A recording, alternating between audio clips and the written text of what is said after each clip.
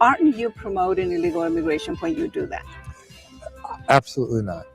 There's no proof that giving a bottle of water to somebody or being compassionate to them makes them want to further their entry or even want to attempt coming into the United States. Welcome to another episode of Notas. I'm your host, Elvia Diaz. Recently, I went to southern Arizona and into Mexico with Pastor Randy Mayer, co-founder of the Samaritans, a faith-based group that leaves water, food, and medical aid in the desert to prevent migrant deaths. Mayer is a lead pastor of the Good Shepherd United Church of Christ in Sahuarita. And for years, he's been at the center of one of America's most emotional and heated border debates. Today, I'll let Randy tell the story, why he does what he does, what he has seen, and how faith and politics collide in the desert on a supply run from Phoenix to Sasabe, Mexico. Stay with us. We're on our way. Where are we We're going? headed to Aravaca and then to Sasabe, the border town of Sasabe, Mexico and Arizona. It will be about an hour and 20-minute drive or so. And how many times have you done this trip, Randy? Oh, our group has done it, hundreds of times. But I don't usually go on Saturdays. They usually go on Saturdays, so I'm not always out there. But I've been in Sasabe many times. Yeah. What are we doing there? So we have kind of created a little community center and a library there. It's a community that really has been kind of shaken up by the cartels. They keep on the factions of the cartel have kind of fought with each other, and so it's been a little bit the community. A couple of years ago there was so much violence, most of the families had to get out of the town, and many of them haven't returned, but some of them have. And so but there's really no resources there. There's a couple of convenience stores, the gas station. You either have to go across into Arizona or into you have to travel about 70 miles south.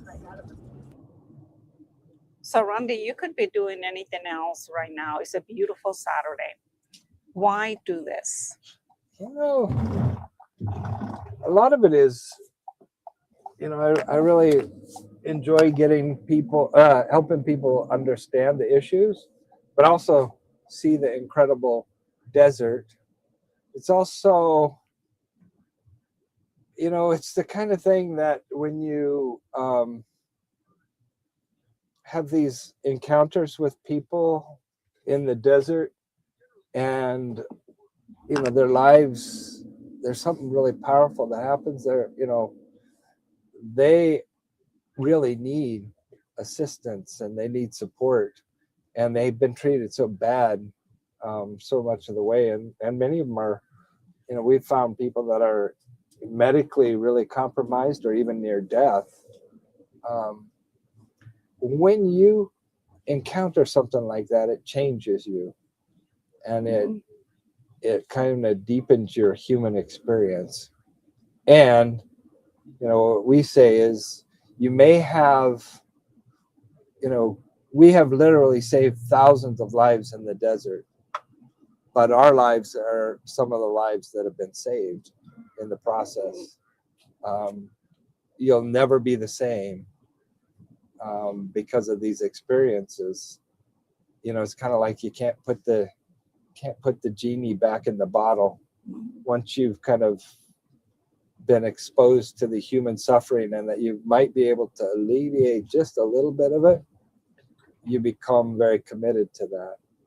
What's the worst that you have seen? I know in the documentary they show that you have found bodies, you have found all kinds of. I think some of the worst ones are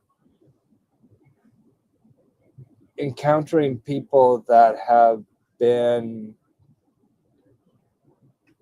completely violated by other human beings.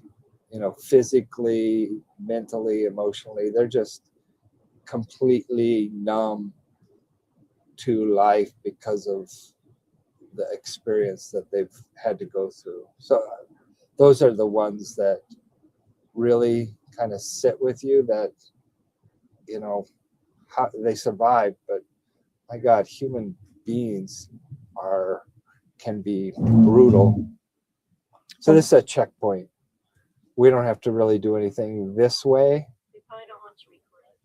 Oh, they don't care. Oh, they don't I mean, care? it's there are employees.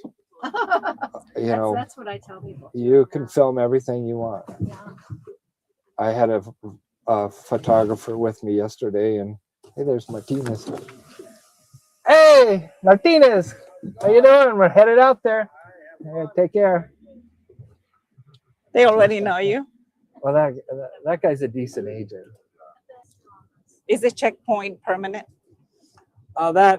That's kind of a temporary one, but it's been there for 15 years. What's the purpose of a checkpoint? Well, that checkpoint is so that they can, they're gonna. So what happens is that people, that are crossing, they have to. There's a checkpoint then on 286. There's this one, and then there's one on I-19. And so, the only way for a migrant to get through here is for them to come through the desert. If they're in a vehicle, they're going to get stopped there. Or drugs. Contraband has to either go through this desert that way, or it has to go through the checkpoint. Sometimes they have dogs there. You'll see there this morning, there was a guy in a blue shirt, the custom agent. You know why that is? Because our government is shipping Border Patrol agents to Minneapolis and all over the country to be the thugs that are, doing apprehensions and raids. And so they're fighting crime. The president will say they're fighting crime in tough neighborhoods across the country. You don't buy that? No. I mean, the percentage of people with real serious criminal offenses is like 2% of the apprehensions they've made so far. It's extremely low. The majority of the people they're finding have no records. They're, the construction workers, they're the working in hotels, they're the backbone of the country, really. And that's the thank you they get. So we are about 12 miles from the border. So I was noticing that there's absolutely nothing around here. There's absolutely nothing. This is really desolate. And it's a lot different than most deserts, or what people think about the desert, because it's, there's a lot of mesquite and brush and mountains, and it's a very, there's lots of grass and canyons, and it's a very rugged desert. There's lots of cactus. Everything in the desert out here will either prick you, bite you, or sting you. So it's a pretty dangerous, unforgiving land. In the summer, it might get up to 115, 120. There's very little standing water out here. And then in the winter, this morning, it was probably around 30, 35 degrees. Is that why you spend a lot of time with the Samaritans as well? Yeah. Leaving water around the Making desert? sure that there's water, and we have people that are walking the trails and keeping a track of where the usage is. And so, there's 4 humanitarian groups in this area. We all work together, so we know where each other's water stations are and where the drops are, so that, that really there's a lot of water out here on the trails. We do have vandalism. There are people that will, see our water and destroy it. I know, like we have one whole box, a wooden box full of water, and it was taken on the trip yesterday. It was just somebody had taken it. I know there has been a lot of issues with the Border Patrol, the federal government saying you shouldn't be doing that because that's what they call aiding and abetting undocumented immigrants. Have you ever personally had any issues with the authority because of the work you do? I've never had any issues. I mean, we've been stopped. They've asked for our IDs. They may not exactly like what we're doing, but what we do is legal. And so they can't stop us. Humanitarian aid is never a crime. There's been lots of lawsuits where they've tried to say it's a crime to give water, or it's a crime to let somebody rest at your house. No, it's not. You can. That's what we want human beings to do. Once we stop taking care of each other as human beings, we become not human, really. Or, once our first instinct is fear, we really become, what I would say as a person of faith is, in Scripture, that's one of the dominant messages from Jesus and throughout Scriptures is, do not fear. I am with you. And yet, our government seems to want us to believe that you have to be fearful of everything. The border I have never had any bad encounters here along the border. But you have seen a lot. I mean, you have seen a lot of suffering, a lot of death, obviously, too. I've seen everything from militia, from border patrol, military, cartel, all holding AK-47s and heavily armed. I only carry a bottle of water and a bag of food. We don't have, and I have never once felt like I was in danger. With fewer people or close to none crossing the border, who would think you would be out of this job, specifically of being a Samaritan? You mean as far as the need, and as far as taking food and taking this kind of supplies to people across the border? Yeah, I mean, that job is never going to be done. There always will be people of need on that side of the border and this side of the border. At the church, a lot of times people would say, hey, you're only helping illegals. Why don't you do something for the community? So we built a food bank that feeds 2,500 people a week. That's right on our church property. And now they say, what are you guys? Are you a church or a food bank? Hey, we feed anybody and everybody. We have no boundaries, no borders as far as our compassion. Is that your America first? What? Is that your America first, feeding people at the church and then taking food across the border? Yeah, I mean, I guess you could say that, but wait. Yeah, I mean, we like right now, as we're out here, there's a line of people at the food bank at the church getting food. That's what we do. That's what people of faith do. The interesting thing is, Jesus didn't sit around and wait till they came to him. Jesus, at least what I read in Scripture, is that Jesus was always going out to bring compassion and care to the people on the margins, outside of the community, outside of the realm of the temple. He was there. So if you follow Jesus, and I know there's a lot of people that like to flash their Christian credentials out there, Jesus went to the margins. If you want to follow Jesus, you have to go to the margins. You can't just sit in your safe little home and say, I'm a Christian. Jesus went out and did it. Now, doing this crossing, and you do this so many times, talk about the danger of being in Mexico, because that is something that I hear all the time. Yeah. especially for Americans, gringos like you. I mean, I have crossed. I'm not exactly sure, but I've been crossing the border for 28 years, sometimes once or twice a week. I probably have close to over 1,000 crossings. And I've never really been in a place where I felt that I'm in danger.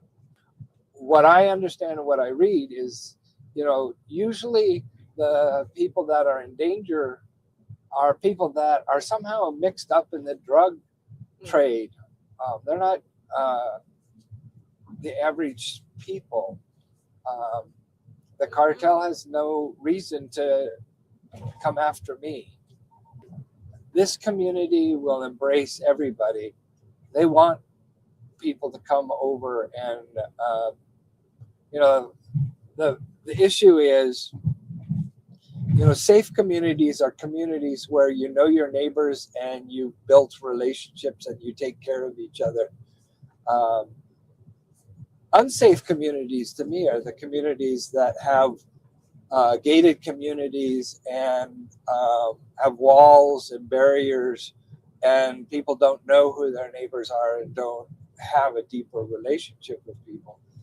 That's when you have danger. I think in reality, what the United States has done is that we've built walls, or like the Los Tigres del Norte, the jaula de oro. It's the gold cage. We built a gold cage, and we're in it. I don't want to be living in a cage. I want to be in relationship with people and build a stronger community. I give humanitarian to everybody. We've helped Border Patrol out there. We've helped everybody, recreationists, hunters. We don't have any boundaries on us, on our humanitarian aid. And so we're entering Mexico right now. We're still in the U.S., but we're getting ready to go through U.S. Customs. The customs. They won't do much, but we want to check with them just to make sure that we're all. You have your ID. So we're in Mexico now. Technically, we're in Mexico, right? Running through a Mexican customs right here. Do you ever have any issues with either the U.S. or Mexican customs because you're bringing so much stuff? I have problems. Definitely coming into, not here, but down in Nogales.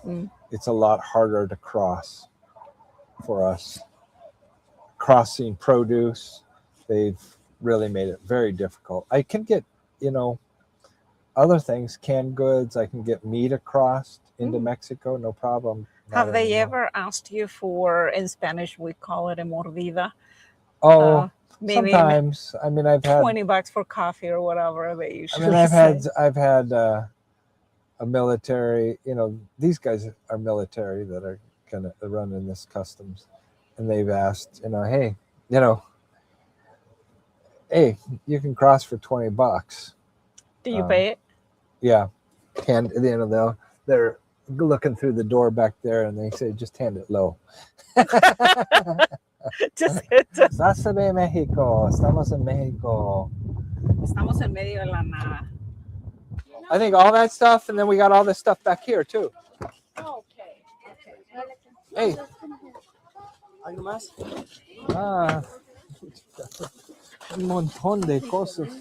And now you will hear from Pastor Susan Valiquette of First Church in Phoenix, who organized the food and supplies for this trip. I haven't formally joined the group. They are active in Sarita and in Tucson. But together with my colleague Randy, who's also a UCC pastor, I've just learned of their efforts.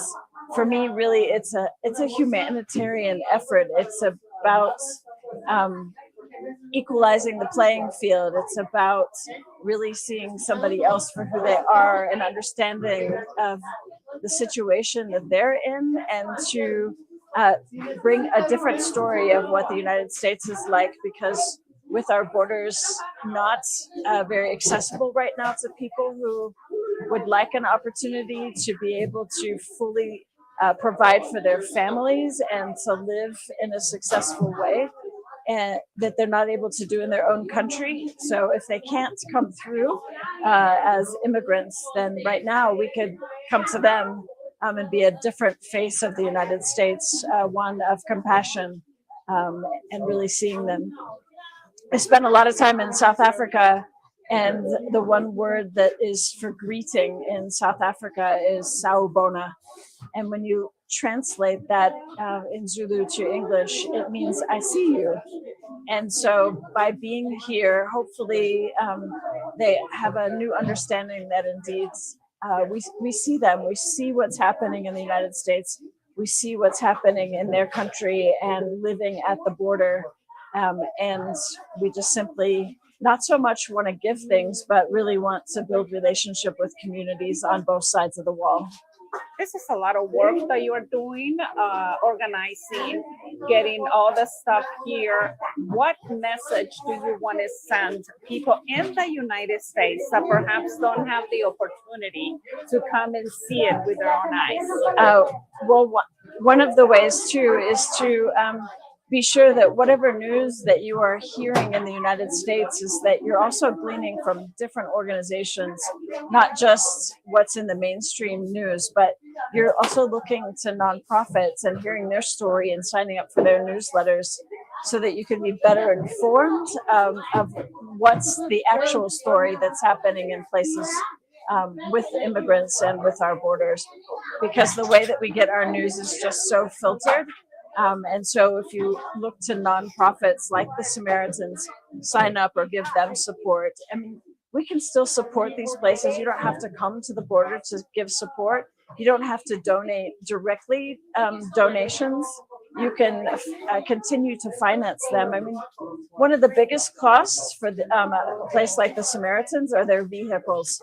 So having good vehicles where they can drive rough terrain and be present on the other side of the border, and paying for the gas. So a donation can pay for a tank of gas for them too, to help these organizations to continue. And when our policies change, they'll be ready and equipped to go and to respond to any policies that change in the United States. There's a lot of movement behind you. Describe to me what's happening. So this particular place was originally built as a library, and now it's become a place of resources. So people are coming in from the community. They each have a bag to shop with, and they're going down the line picking up food, and we also have blankets, and each one shares. So they get one each, and if there's still more and they need more, they can go a second round through the line, I understand. What do you think when you see this wall? I mean, you have seen it 1,000 times, I bet, but You know, like I said, I think it looks like a snake just slithering across the horizon. It's a wound. It's an open wound.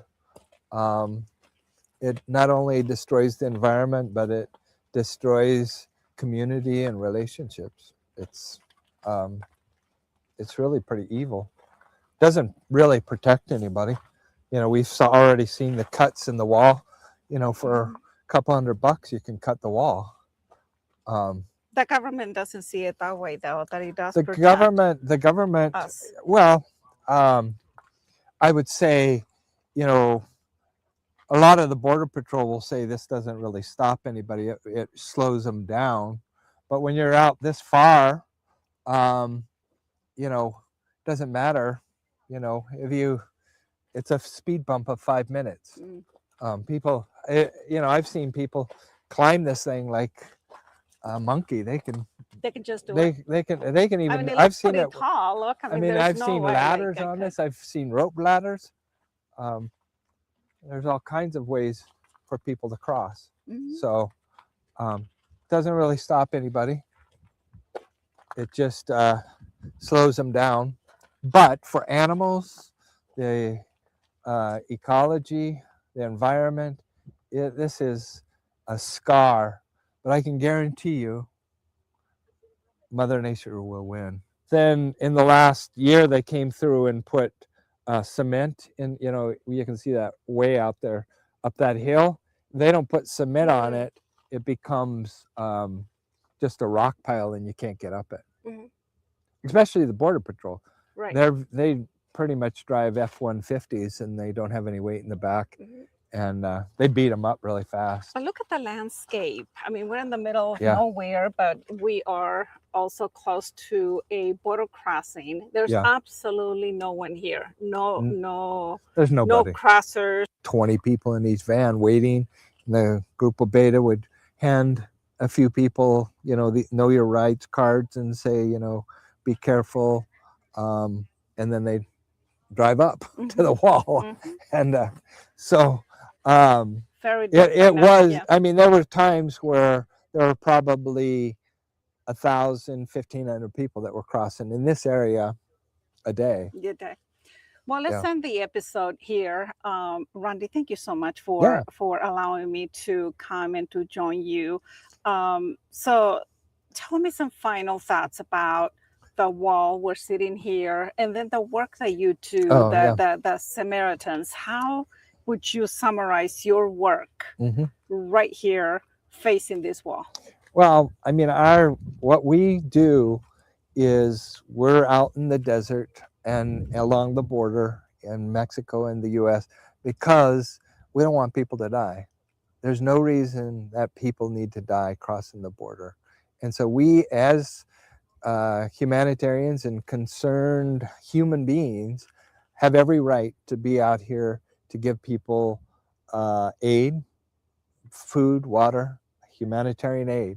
And so we're trying, we think our government's pushing people into the most dangerous parts of the desert where they know they can track them or they will die is immoral.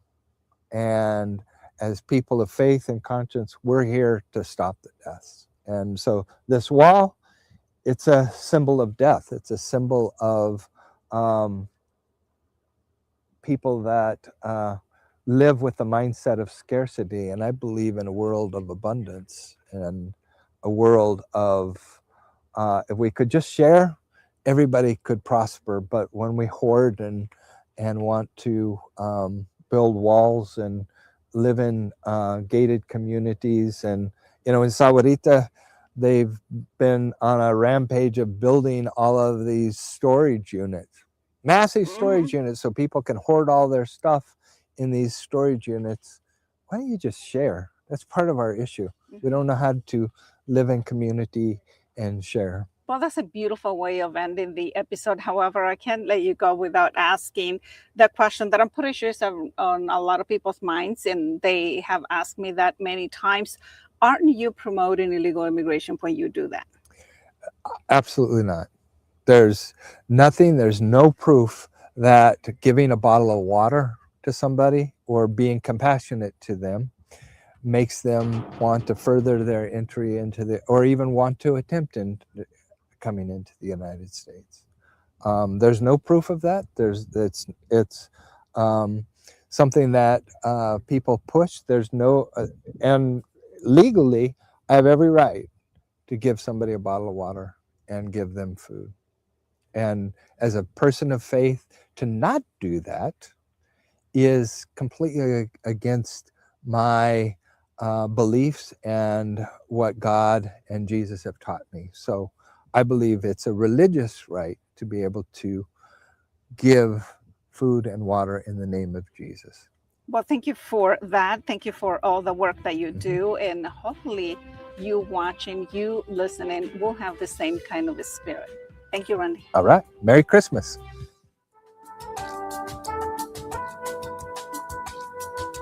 You are listening to KRPH Morristown, Arizona, and KNUV Phoenix, Arizona. Hola, les saluda su amiga